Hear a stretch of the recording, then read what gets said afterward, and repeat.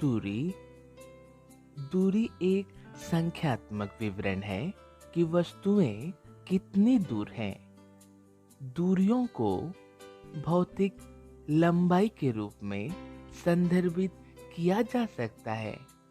किसी गतिमान पिंड द्वारा उसकी दिशा पर ध्यान दिए बिना तय किए गए या कवर किए गए पथ की वास्तविक लंबाई को पिंड द्वारा तय की गई दूरी कहा जाता है। उदाहरण के लिए, यदि कोई व्यक्ति गतिमान पिंड ए से बी 4 किलोमीटर, बी से सी 4 किलोमीटर और फिर सी से डी 3 किलोमीटर चलता है, तो व्यक्ति द्वारा तय किए गए रास्ते की कुल लंबाई है। तय की गई दूरी बराबर ए बी जोड़ बी सी जोड़ सी डी, यानी 4 kilometre plus 4 kilometre plus 3 kilometre बराबर 11 किलोमीटर। विस्थापन विस्थापन प्रारंभ से अंतिम स्थिति तक की सबसे छोटी दूरी है। यह एक काल्पनिक सीधे पथ की लंबाई है। आमतौर पर दूरी पथ वास्तव में सबसे कम दूरी तय करता है। किसी विशेष दिशा में गतिमान पिंड की प्रारंभिक और अंतिम स्थिति के बीच की सीधी दूरी को उसका विस्थापन कहा जाता है।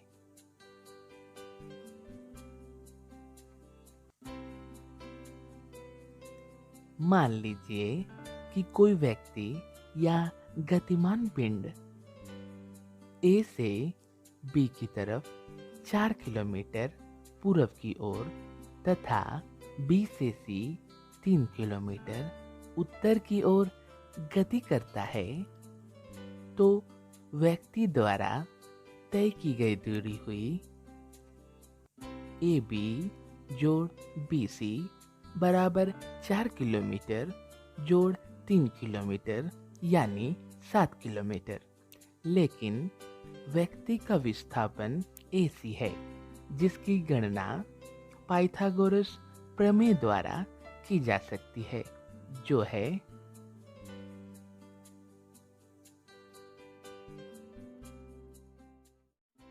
त्वरण वेग किसी वस्तु की स्थिति के परिवर्तन की दर है। त्वरण वह दर है जिस पर किसी पिंड का वेग समय के साथ बदलता है। किसी पिंड द्वारा तय की गई दिशा में प्रति इकाई समय में तय की गई दूरी को उसका वेग कहा जाता है। वेग में परिमाण तथा दिशा दोनों होते हैं, अतः वेग एक सदिश राशि है। वेग को दर्शाया जाता है u या v द्वारा। हालांकि सुविधा के लिए इसे केवल v के रूप में लिखा जाता है। वेग यानी v एक निर्दिष्ट दिशा में तय की गई दूरी s बटे लिया गया समय t है। वेग का मात्रक मीटर प्रति सेकंड होता है। समय के सापेक्ष किसी पिंड के वेग में परिवर्तन की दर को उसका त्वरण कहते हैं। मान लीजिए किसी एक पिंड का वेग तथा समय t1 जो बराबर है v1 के तथा किसी पिंड का वेग तथा समय t2 जो बराबर है v2 के, तो वेग में परिवर्तन बराबर v2 घटाव v1। समय अंतराल t2 घटाव t1। समय के साथ पिंड का त्वरण t1 से t2 के अंतराल में दिया जाता है।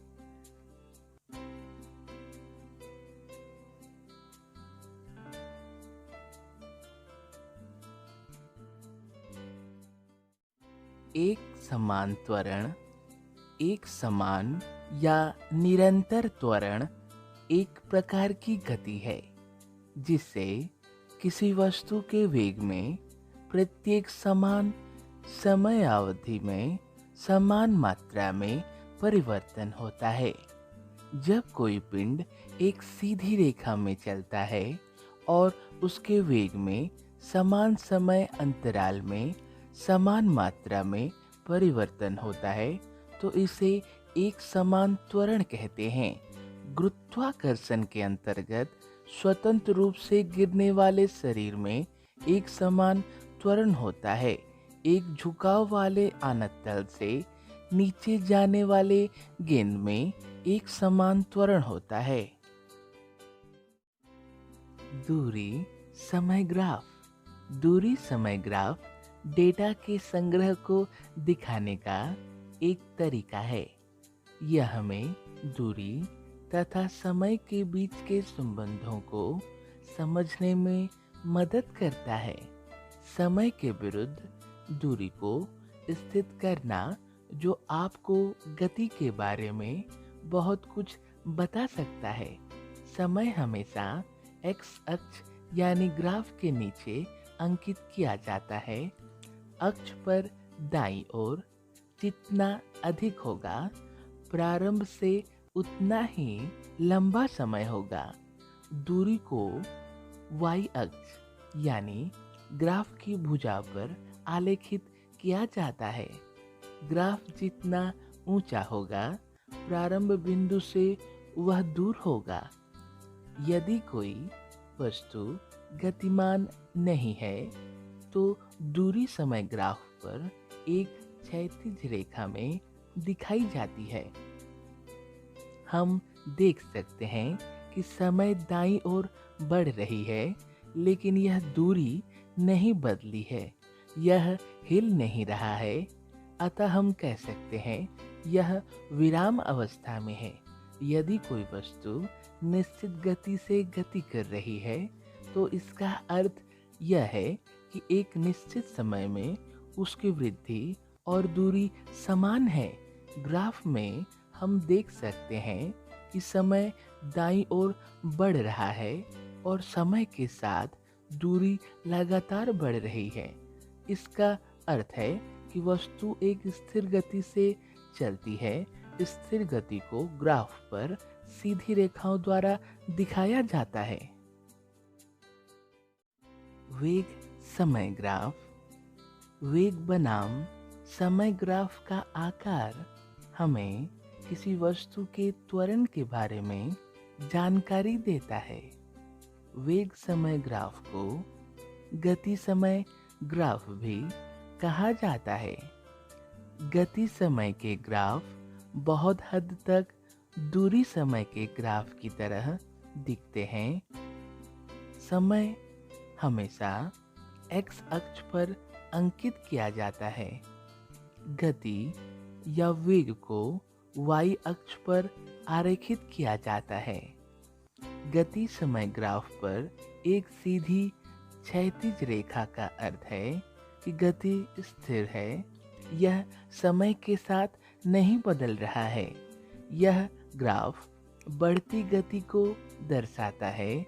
चलती हुई वस्तु तेज हो रही है। यह ग्राफ घटती गति को दर्शाता है। चलती हुई वस्तु में ह्रास हो रहा है। यह असमान रूप से त्वरित गति में किसी वस्तु का वेग समय ग्राफ है।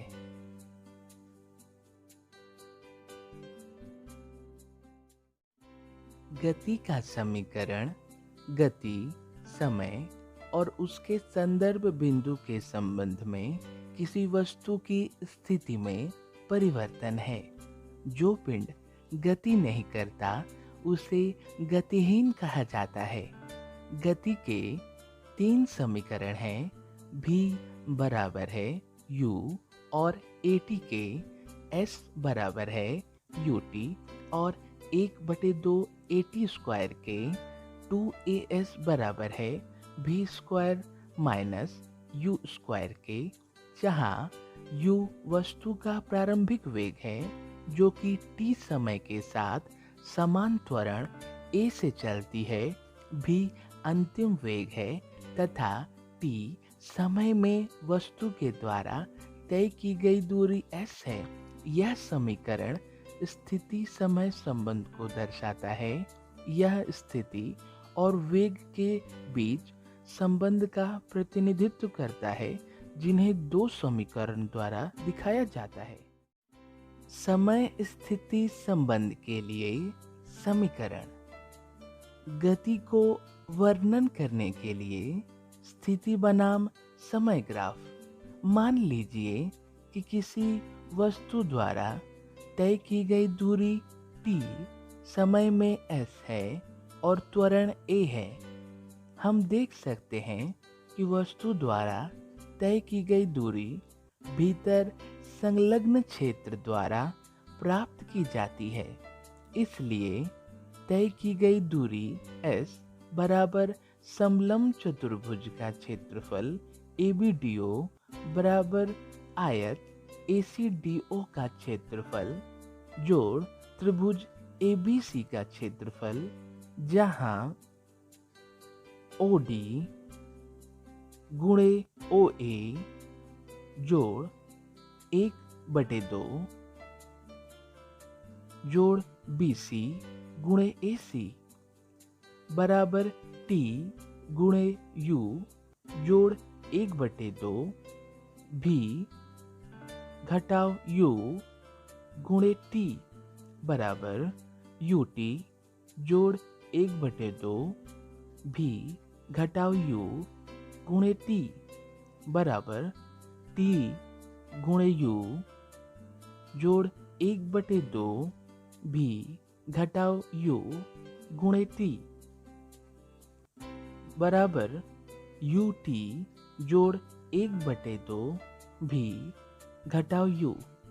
अब पहले समीकरण से हम जानते हैं कि भी घटाव U बराबर AT, या हम लिख सकते हैं भी बराबर U जोड़ AT। इसलिए S बराबर UT जोड़ 1/2 AT गुणे T। S बराबर UT जोड़ 1/2 AT स्क्वायर। यह गति का द्वितीय समीकरण है।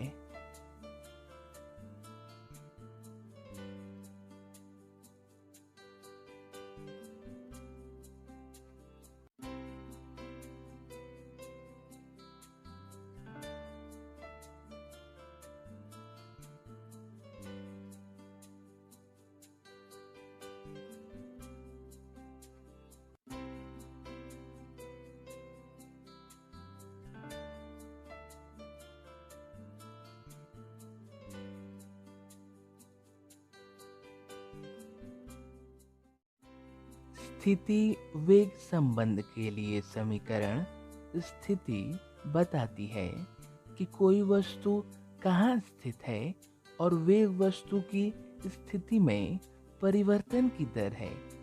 इन दो समीकरणों से तीसरा समीकरण प्राप्त होगा।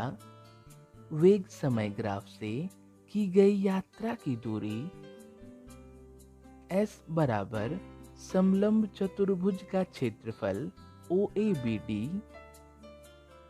बराबर 1/2 B1 जोड़ B2 गुणे H 1/2 OA जोड़ BD गुणे AC। OA को U द्वारा, BD को V द्वारा और AC को D द्वारा घटाने पर हम पाते हैं S बराबर 1/2 U जोड़ V गुणे T। हालांकि A बराबर B घटाव U बटे T, T बराबर B घटाव U बटे A। T का मान समीकरण 1 में घटाने पर हमें मिलता है V square minus U square बराबर 2AS।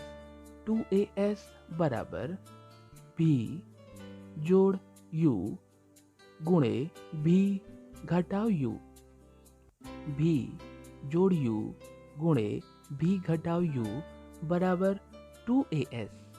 अब a square minus b square बराबर a plus b into a minus b, वहीं b square minus u square बराबर 2as। यह गति का तृतीय समीकरण सूत्र है।